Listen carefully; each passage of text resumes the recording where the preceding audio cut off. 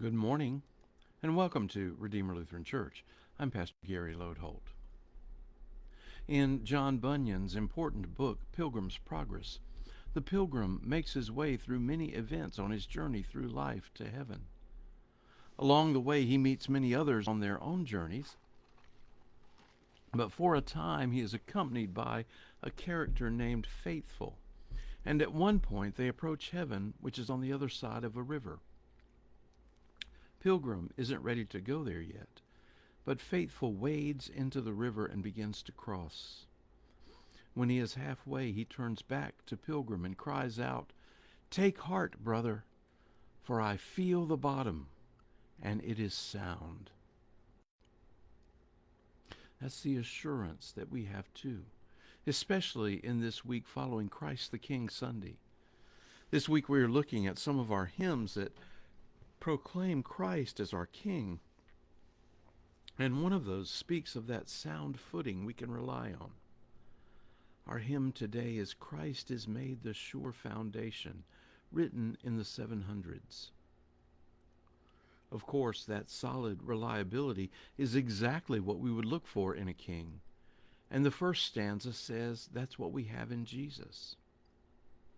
Christ is made the sure foundation, Christ our head and cornerstone, chosen of the Lord and precious, binding all the church in one. Holy Zion's help forever, and our confidence alone. The words describe Jesus as the head and focal point of the building, the pinnacle of our sight and our aspiration, the very reason for building. But then he is also described as the cornerstone. Cornerstones were large, solid, strong stones, and the building literally hung or depended on them to stand. So Christ is both the focal point and the foundation of who we are. Even more, as a building holds various parts in one building, so Christ unites us from our various places and ways into one in him. Not only does Jesus help us, but we can have confidence in him, no matter what life brings. Stanza 2 is an earnest prayer for Christ our King to be near to us. To this temple where we call you, come, O Lord of hosts, and stay. Come with all your loving kindness, hear your people as they pray, and your fullest benediction shed within these walls today. What is more joyful than to be near our King, to feel his strength and love?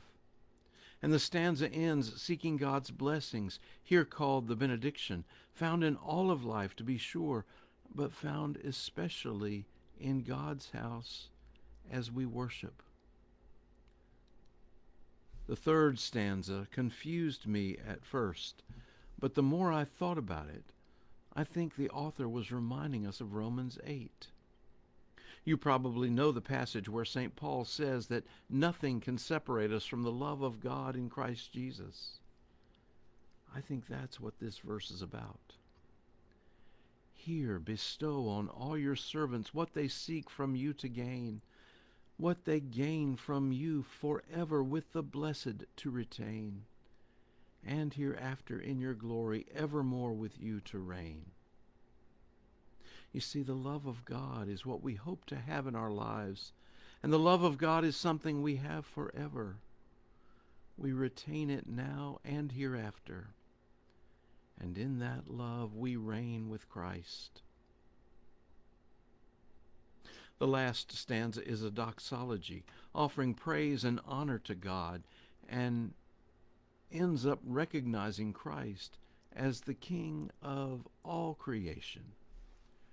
Praise and honor to the Father, praise and honor to the Son, praise and honor to the Spirit, ever three and ever one in might and one in glory, while unending ages run.